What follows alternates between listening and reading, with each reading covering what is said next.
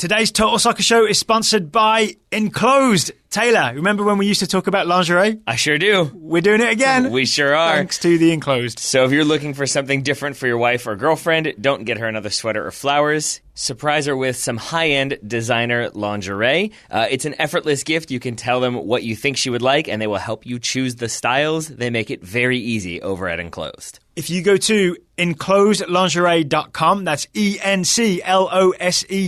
lingerie.com. If you use the discount code TSS, you will get $35 off any multi-month gift.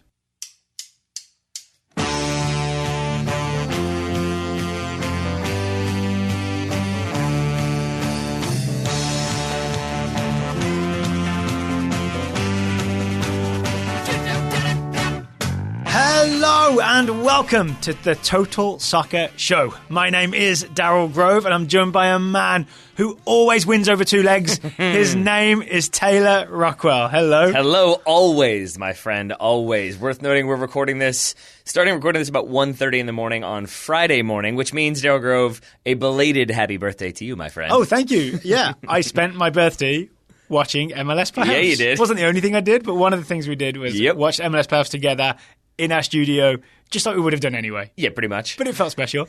Sebastian Blanco made it special. He sure did. That was for you. That was all for you. Thanks, Sebastian. Thanks, little Sebastian.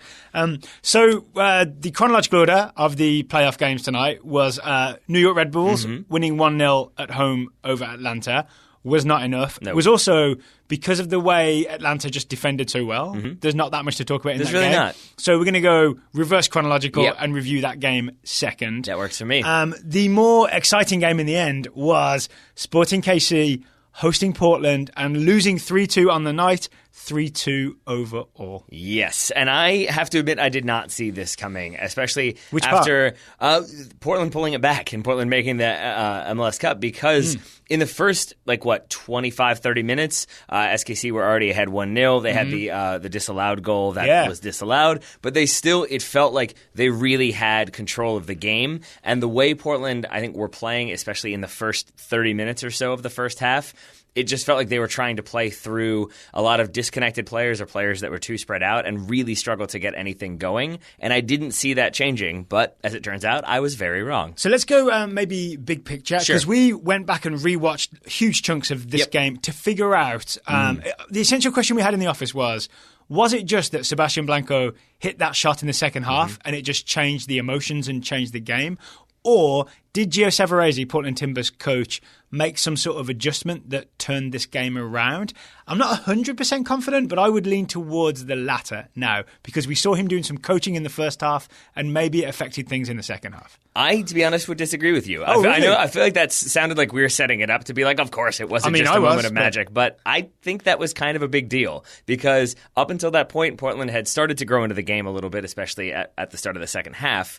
But it still felt like they were not really getting clear-cut opportunities. It was a lot of kind of ponderous possession at the top of the box when they would get it, and it was a few kind of testing shots, but there wasn't much there. And it did feel like it was going to need something special to sort of unlock Sporting KC and also make them panic a little bit. Okay, so I would agree that it does add some emotion. It does add some belief to the Portland Timbers. But would you agree that Gio Savarese did make some changes to what Portland were doing? All right, we worked hard to try and figure this out, so I want to set it up for you to sort of reveal our findings.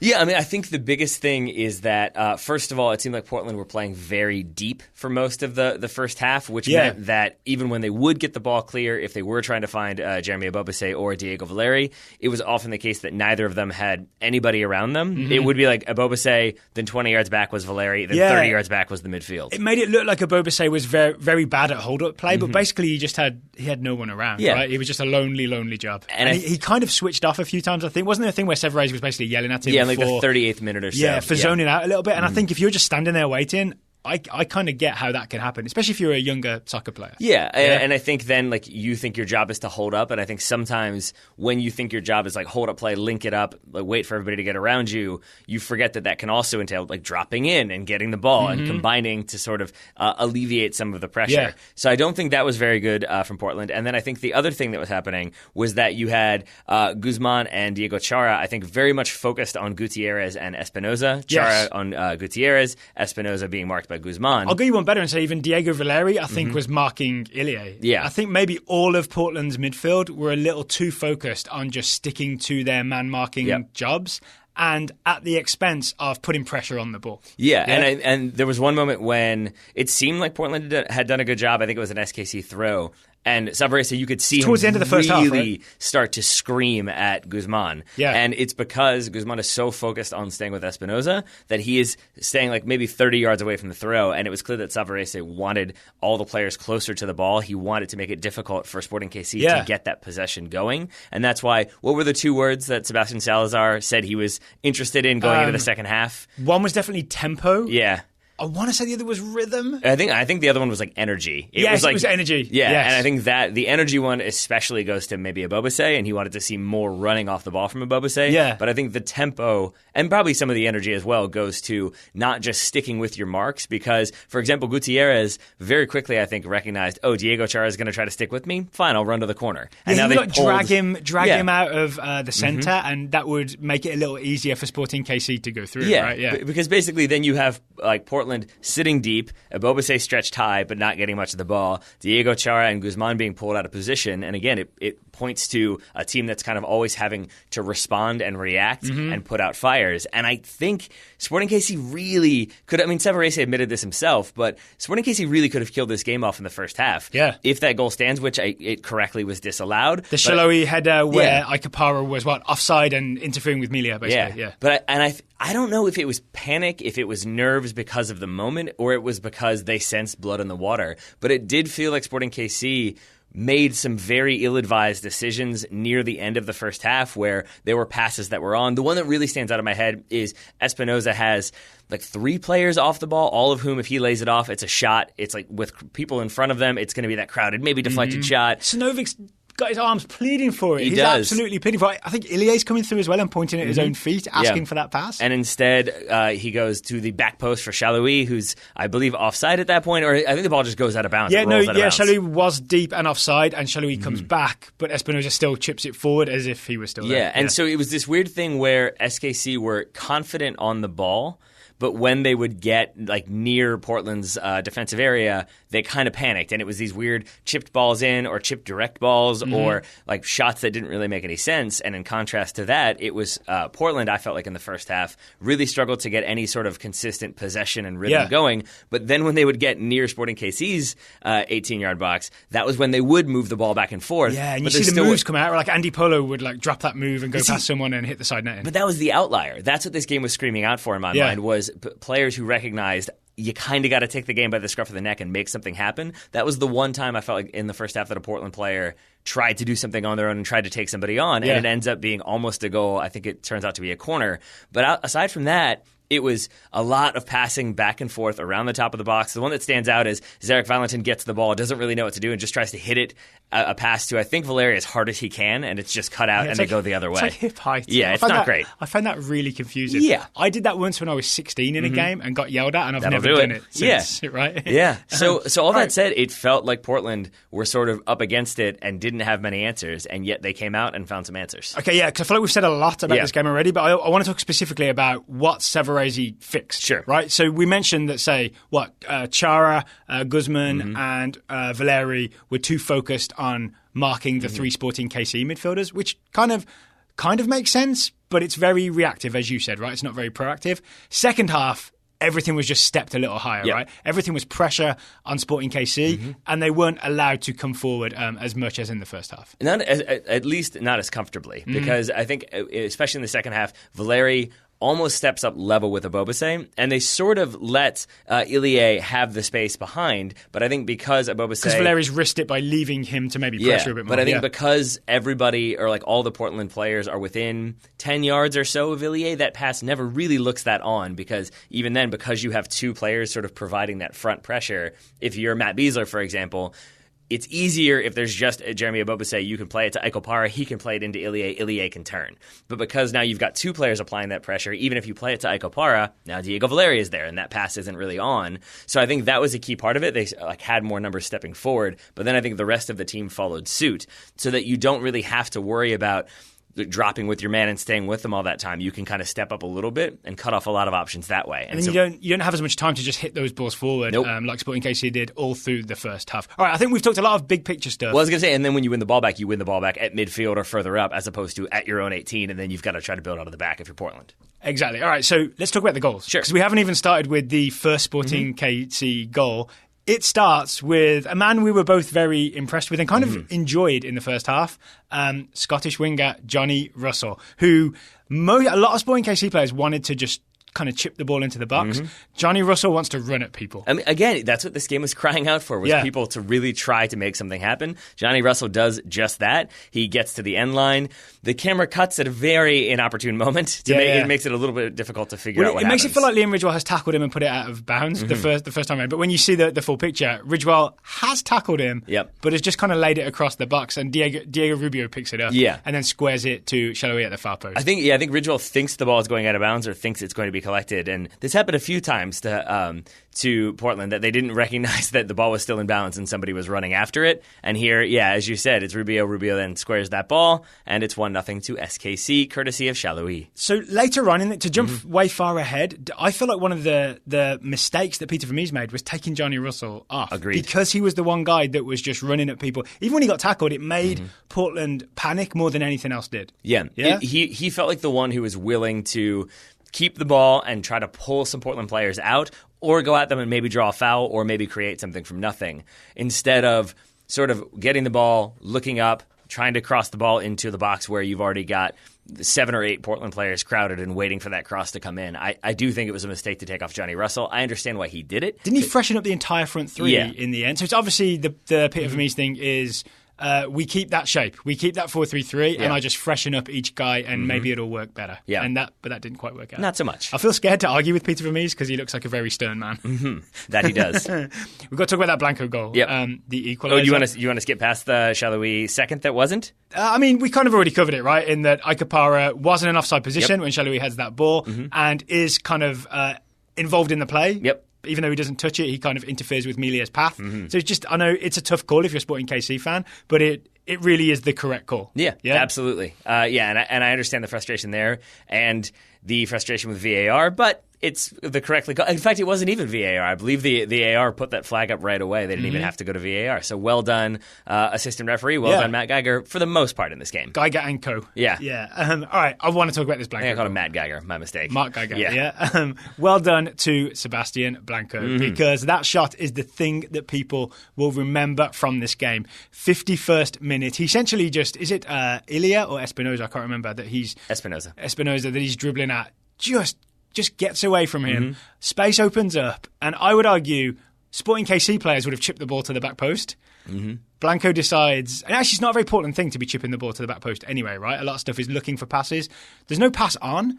So I think he just decides, all right, there's a bit of space here. I'm just going to hit this. I would say if he did chip it to the back post, Polo is actually on and is pretty much unmarked and is running at full speed right when that ball could have been played. So it was an option, but I think... But it wouldn't have been on brand for Portland in this game. Not so much, but it also is the case that Blanco had several other of these moments where he did kind of cut inside and looked and couldn't find much, and so he would try to play a pass through, or he would try to combine, or he would hold up and then recycle possession. And it felt like in the 52nd minute he had just had enough and was like, you know what, I'm going for it.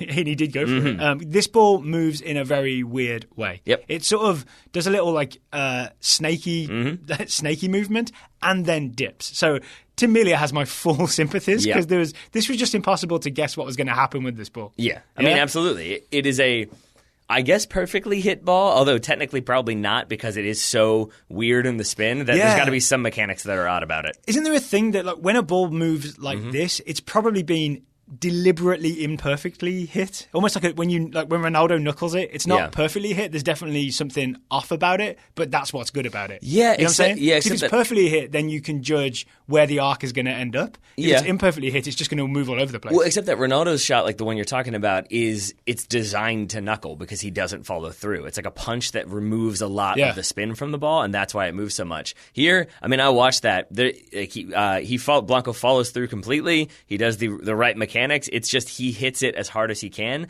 The one thing I'll say is I think he hits it kind of high up on his foot on the outside a little bit, sort of like by the ankle bone almost, which is why I think there's maybe a little bit more spin than you would otherwise see. He gets some bone on it. A little bit. Gives him that much more power.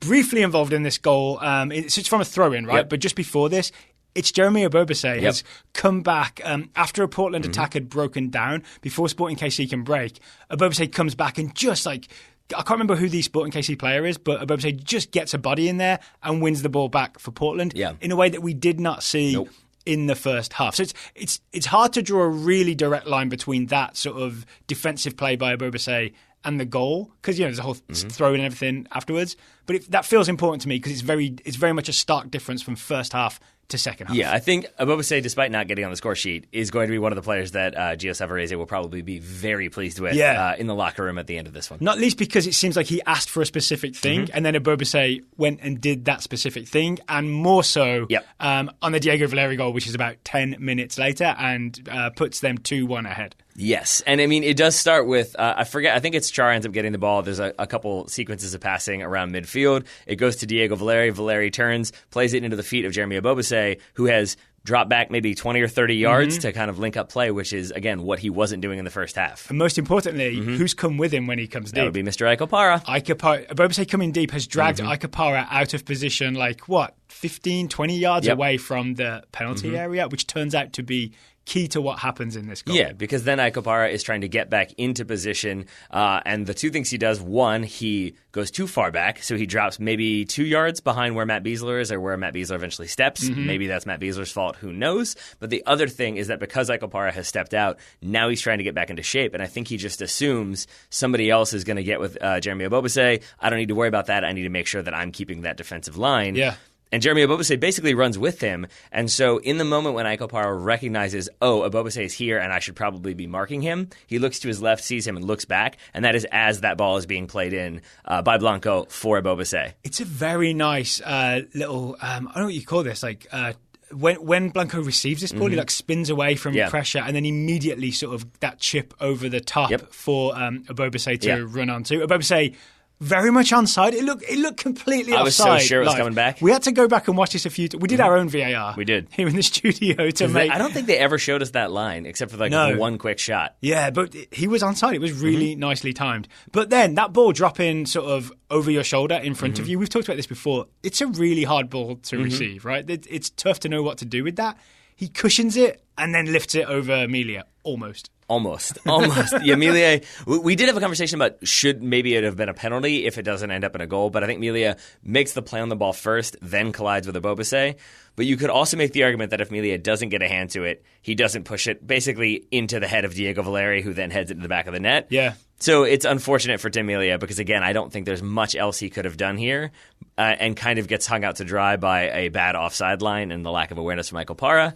But it ends, at least this sequence ends with Portland ahead 2-1. 2-1 to Portland. And it's probably also worth noting here that this sequence also ends with the teams having to leave the field because Sporting KC fans threw a beer can on there. The second such incident of the evening. We'll talk about the other one later on. Yeah. But not a good look. Not a good look. Especially not a good look when Peter Vermees has to come on and be like the angry dad who is telling the kids to act nice. I did have a lot of respect for Peter Vermees in that moment, though.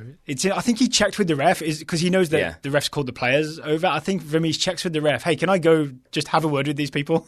And he goes and does the cut it out symbol. It was briefly the most excited I got of any moment in either game, which is saying something given the Blanco goal. But it felt like this weird thing where he walked over to yell at the fans right behind the goal, and they all started pointing from where the can had come. And he started walking in the direction, and then you could see all the fans in the crowd pointing one way, and when he went too far, they started pointing back the other way. Yeah. And it felt for a moment like Peter Vermees is going to go find the person who did this and physically throw them out of the stadium himself. I was really excited that it would end with everybody pointing at one person. Yes, yes. And I feel like if you were that one person there and you just saw everybody pointing, you're like, oh no, please let this end. Please let this end. Please let the stadium security get me before Peter Vermees does. There's probably one person very quickly changing their hat and coat to try and adopt a disguise. Yes. credit to Sporting KC after this moment for making this game really exciting. Yes. Because it's actually a Peter Vermeer's substitution, right? He gets Gerso on there for Shalhoui, which again feels odd because I thought Shalhoui was dangerous. Every time Sporting KC hit the wings, he felt like a guy who was capable of getting in behind. That might be because Zarek Valentin was in trouble quite a few times. Yes, and maybe should have been in more than a little trouble. Definitely should have gotten his second yellow card. I would say that's the one pretty glaring mistake in this game. So what would Geiger's explanation for this be? Maybe that it was just a foul, it wasn't necessarily reckless, so therefore I don't have to show him a second yellow, I guess? There's probably an element of I don't want to show him a second yellow because maybe if you wanted to be generous, you could say that there's that argument of once you start handing out cards for that challenge, you're handing out a lot of cards because it was a physical game. Yes, and just like the first leg, right? And so I would assume his argument would be, look, he's already gotten a yellow. This is his final warning. Then I will give another card. And that was kind of the strategy that he employed, that we saw a lot of final warning, a lot of like no more of that with a lot of players who already had been booked or were on the verge of being booked. Yeah, so you get a yellow and then you get a final warning and then, most players scaled it down or got substituted. So I think that's what he would argue. I would say that he did not want to send a player off in that moment. Yeah. And so he didn't. And I feel like maybe SKC fans have a right to be angry about that one. Yeah, I think that's fair. So what Gio Savarese did was sub Valentin off before I think he could get burned by Gesso or get a red card. Brings in Alvas Powell to play right back. And I don't know how many minutes Alvas Powell's on the field. I don't think he touches the ball before his man Gesso has the ball in the back of the net. And I've got to be honest, I was kind of feeling terrible for Alvas Powell in this moment because it looks like it's all his fault. But there's a lot more to this Gesso equaliser than just Powell losing him, right? Yes, I'm with you though that there was a period when it felt like SKC might pull it back, and it felt like the narrative was going to be that Alvas Powell made a lot of mistakes. Yeah. The one I had in my notes was I think the 93rd minute. Alvas Powell like dribbles forward with the ball, loses it. SKC came right back down and got a corner, and I was like, if they score off this, Taylor Twellman is going to lose his mind on Alvas Powell because he had already yelled at him about like that is a wasteful time to lose the ball. Yeah. And it did feel like for a moment he was going to be the kind of the scapegoat on this one because he does lose Gerso at the back post. Yeah. But there's a lot of other things, as you said. Starting with, I would say Tuiloma is the one that really is probably going to be kicking himself. I can't remember who the Sporting KC player is that crosses it in. Graham Zusi. It's Graham Zusi, and it's Nemeth who has come on to be part of the refreshed front three, right? Who pulls out a magnificent fake, essentially. That, as in, he looks like he's going for the ball, but then he doesn't touch it. And that completely throws Tuiloma, right? Who then sort of half swings a leg at it, and it just deflects off of his foot. I mean, he just mishits it, but I think he misses it, and it hits off his plant foot, and that's why it spins out weirdly to a waiting Gerso who is more than happy to hit that ball home from like 8 yards out. And on the rewatch, it's more like Alvas Powell just tried to adjust as that ball was coming across. It's more like Tuiloma's deflection is what causes Powell to be in the wrong place. Because I forget who else was in there aside from Nemeth and Fernandez, but I think that's what Powell is dropping in. Is he's dropping in to get the block that would have off of the shot that would have happened had Tuiloma not deflected it, and instead then Powell's out of position. So at that point it's 2-2. And then you mentioned this earlier, I think it's worth restating. We both felt that Sporting KC kind of panicked a bit too much and just kept trying to feed balls into the area instead of, I don't know, dribbling in or picking out some passes or just being a bit more patient. Yes. It became kind of predictable. Savarese brings in Olam as an extra centre-back, and he's just heading... Ridgewell and Olam are basically heading it away. Tuiloma is also there at centre-back. I'm sure he gets at least one header. It seems impossible for Sporting KC to score off a cross with those three guys in with that approach, I mean, it's I had no particular rooting interest in this game aside from being slightly annoyed that the Sporting KC fans still did the I believe that we will win chant. But I really didn't. And yet, with all that said, I was kind of yelling at the TV by the end. Like, what are you doing? Like, calm it down. And there was just... it felt like Sporting KC, maybe because of the changes they made or maybe just because of the pressure of the moment, it didn't feel like they had anybody on that field to calm it down and slow it down and pick their spots. And instead, it felt like they did get chances, especially in those final, 9 minutes that were added on, eventually stretching to 10. And instead of slowing it down and really trying to make something happen in there, it was more just like, get the ball in the box and let's see what happens. And when you're doing that, as you said, against those three center backs who are more than happy to try to win those balls in the air, And especially when you've already sent all those players into the box, then you're kind of statically standing there waiting for a ball to come in. Yeah. You're not attacking it. You don't have that sort of aggressive moment of, oh, we've caught the defense out. Instead, everybody's sort of already where they need to be. The very best evidence for this is that Portland Timbers score on the counter-attack after Graham Zusi rushes a ball into the box. I think, is it a corner kick that in the end gets cut back to Zusi? It's a corner kick taken short, and he tries to take it short, time. and he just first time tries to sort of bend it in. It's not a horrible ball, right? Zusi doesn't mishit this. He just serves it into an area where there's a bunch of Portland players, right? Jorge Villafana is the one that gets his head to it. And then, speaking of players being calm, putting their foot on the ball, Diego Chara slows it down, plays a quick pass to Sebastian Blanco, and then Blanco sets Diego Chara away, right? And I think there's only Sinovic back at that point. Pursuing Diego Chara, and then I believe it's Diego Valeri being pursued by Graham Zusi. Yeah. And so Chara... I think has a momentary inclination to just play the ball down the line. Yeah, he's thinking, maybe I'll go the corner flag. Yeah. But Diego Valeri sprinted through the middle, and it is a perfect ball from Diego Chara. From memory, I think it's outside of the foot, it bends inwards. And I think in the time in studio, I yelled, "Oh, that's perfect!" It was right in Valeri's path. If you want to be a little bit nitpicky, you could say it's slightly behind him because he does have to kind of slow up to get it, and that does allow Graham Zusi to close a little bit. All right, take it up with Diego Chara. I will, but I will instead say it's more of a credit to Diego Valeri to then get back up to full speed, cut across Graham Zusi so Zusi can never really make a play on the ball. He makes sure Zusi's always behind him, right? He's going to have to foul him if he wants to get that ball. Yeah, and then ask several different players in this game and in the Atlanta-New York game. 1v1s are not always the easiest to finish, so that Diego Valeri finishes it and really finishes it in an emphatic style. It kills the game off. Obviously, there's only 30 more seconds left, but it's just that ruthlessness of the finish that really tells you that the game is over. Quick thing I want to do at the end of this. So we haven't watched a lot of Portland Timbers or Sporting KC throughout the season, so I feel like I learned a lot watching this game. I've got a couple of things that I didn't know going into this game or feelings I had that I now have after watching this full game. Do you have anything that sort of hits you like that? Nope. Okay, so one for me is I now have a lot of respect for Gio Savarese in terms of making sure that his game plan is being followed and tweaked throughout the game. The stuff we talked about him, yelling at Guzman, don't mark him all the time, come in pressure. And the thing about getting a Bobasay to, sort of snap out of it and start making runs all over the place. Second thing, I didn't realize Diego Valeri was so good at weird flick-ons. Yeah, he likes them, doesn't he? Weird, mid-air, back heel or just outside of the foot flicks that every time, probably not accurate, but feels like every time found its target. It wasn't just into nothing, it was always into a teammate. Yep. So those are two things I enjoyed learning watching this game. And to your point about Gio Savarese, it's worth noting, this is his first year coaching in Major League Soccer. Not a bad achievement to take your team, a fifth seed in the Western Conference to MLS Cup. There you go. MLS Cup. All right, we're going to talk about the other game in a second, unless you've got anything to add on I do not. This game.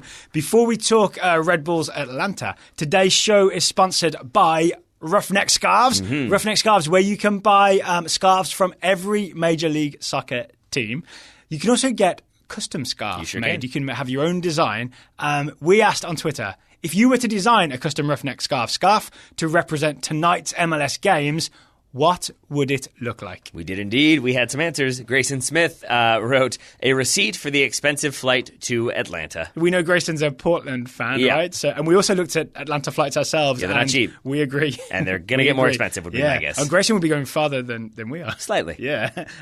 Slow FC, SLOFC, says, as a Timbers fan, it should be a lumberjack cutting down a tree on one side and a Red Bulls player tied to a train track on the other. It's an aggressive one. I kind of like it. It's an evil villain one, I think. DGB says a ref swallowing his whistle and visibly avoiding touching his yellow card. This is a Geiger Valentin I would assume so, yes. Right? So there's our Sporting KC fan. Camden Smith says, just a couple of red and black stripes, say about 5 stripes. I couldn't possibly imagine who Camden Smith supports. I could not either. We just can't work it out. You cannot buy any of these custom scarves at Roughneck Scarves. Yeah, you can't. You probably should be able to. But you can buy Atlanta and Portland scarves, as well as any other MLS franchise or any of the various U.S. national teams as well. But you shouldn't pay full price. You should not. You should get 20% off. You should. So when you go to roughneckscarves.com, you should use the discount code Total Soccer Show, all one word, Total Soccer Show. You'll get 20% off any scarf that you find at roughneckscarves.com. This is true. So thank you to Roughneck Scarves for sponsoring today's episode. Thank you to the Portland Timbers for booking one half of the MLS Cup final. But we've got one more game to talk about. It was one that we kind of thought was maybe already done and dusted. Yeah. And then we continued to feel that way throughout. So for those who don't know, I feel like completist, like we have to say the whole thing. Atlanta were 3-0 up from the first leg going into this game at Red Bull Arena. The big and correct story is that Chris Armas made the decision to not do the Red Bulls high press in that first leg, and it did not work out. It did not. So at the start of this game, Red Bulls very much did the high press, went for it. I mean, it makes sense, right? You got to get 3 goals. You may as well go all in. The press was broken, and Josef Martinez nearly killed this game after 13 seconds. Yeah, I mean, it's Luis Robles that keeps this from being a complete embarrassment for the Red Bulls because he has that save off Josef Martinez 13 seconds in the 21st minute. I believe there's another very good chance for Atlanta. I think it's a one-on-one with Gressel that Robles saves on that one, pushes it wide off of a very nice shot from Julian Gressel. And it could have been 2-0 in the first 21 minutes, and that really would have killed the game off. That Luis Robles kept the Red Bulls in it is much to his credit. I also want to credit Tata Martino with making what's the very obvious move, but the correct move, which is that knowing that Atlanta did not need to expose themselves, they could have. You can call this a 3-4-3 on paper. This was a 5-4-1. It right? was. Atlanta sat in a 5-4-1 and just challenged the Red Bulls to try and play your way through it because you can't. So they high pressed from kickoff, right? But that's because Atlanta had the ball. After that, they let Red Bulls have the ball. Yeah. The best way to not get pressed is to not have the ball to begin with. Yeah, exactly. Right? Yeah, and that's why, I mean, I think you look at their pass completion numbers and everything else for Atlanta that are usually very good. They were not good tonight. I think it was below 50%. Yeah, but the reason for that is because they were getting rid of the ball as fast as they could. They were not trying to get caught in a state of transition because that's how you get punished. Instead, they were happy to get rid of the ball and then sit deep. And all of that, to me, points to the idea that Tata Martino is the type of coach who is successful, obviously, but is successful for reasons like I have to believe he prepared this team for, if you concede 1, we have lost this game. And so I really do think that was it wasn't the, look, we've got a 3-goal cushion, let's just defend smart. If they score 1, don't panic. I'm pretty sure there was never any game plan for if they score 1. And I think the evidence for that is that even though the 5-4-1 I think was working because Red Bulls didn't have, we can talk about this more in detail, but the Red Bulls did not have a way through. I mean, what are you talking about? A lofted chipped pass from 20 yards out. A lot of those, right, that were just headed away.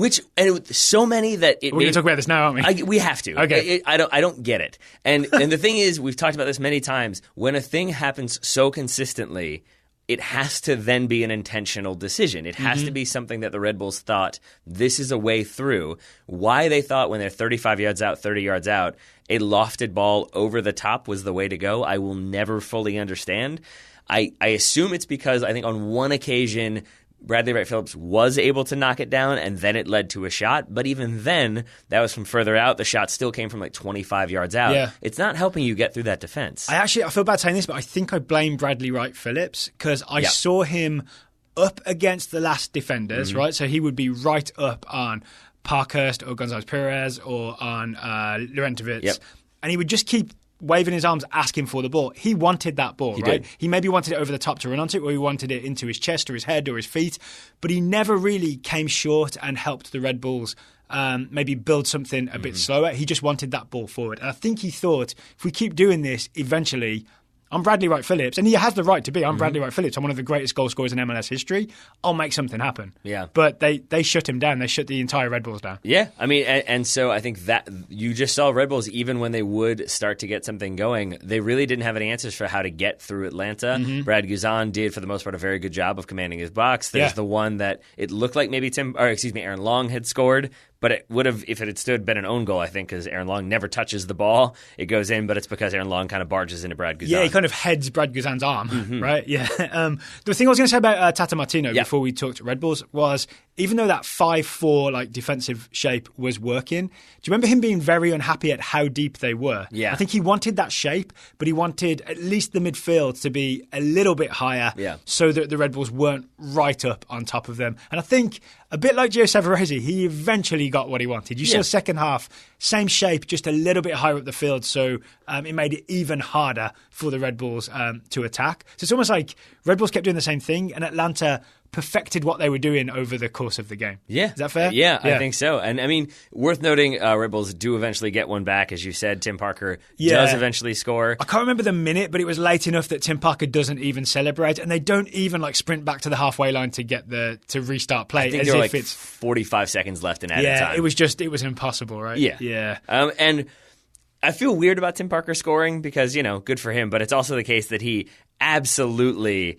intentionally destroys Miguel Almiron at one point in the second half, I believe it was. He flattens Miguel Almiron, and it's really, he knows what he's doing. He doesn't try to avoid that contact at all, and it was definitely revenge for, I think, a kick out from Almiron earlier in the game. Yeah. But I definitely had mixed emotions of like, that's great you scored. You also kind of tried to break a person. I guess that's your prerogative as a center back.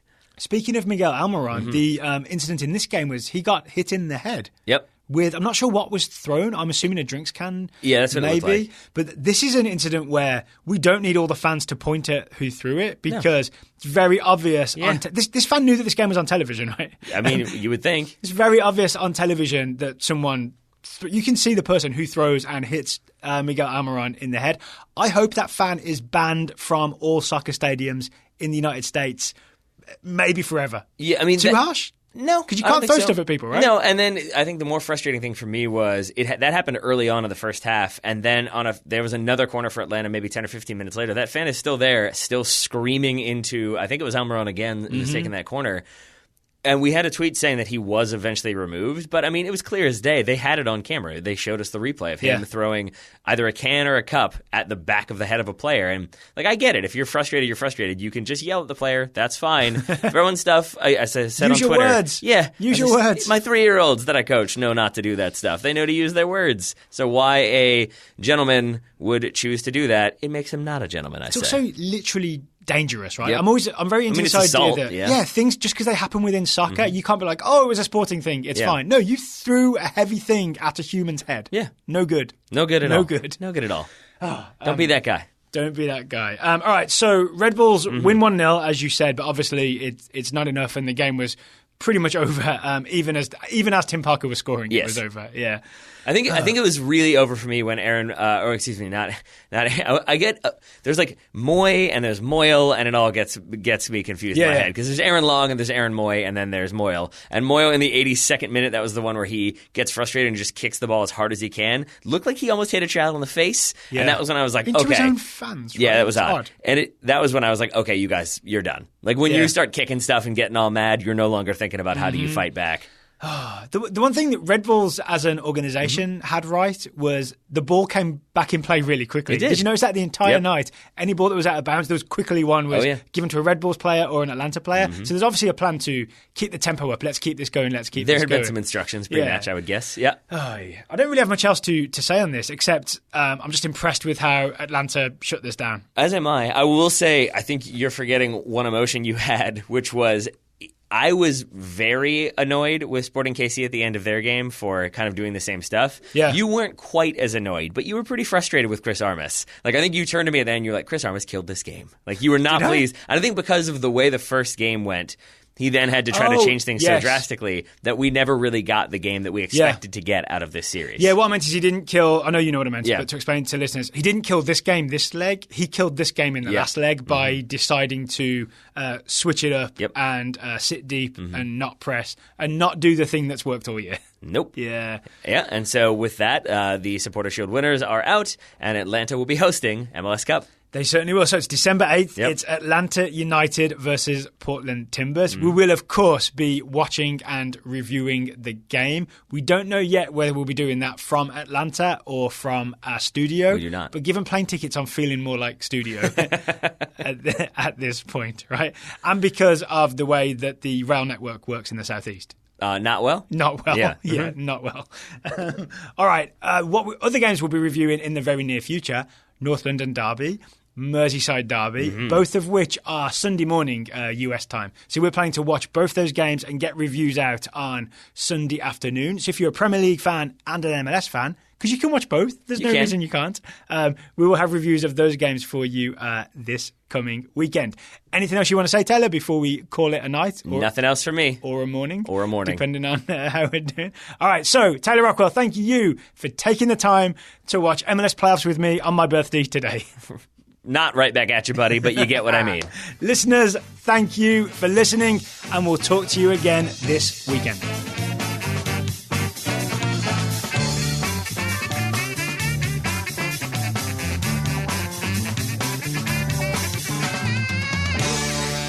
You gotta slice it.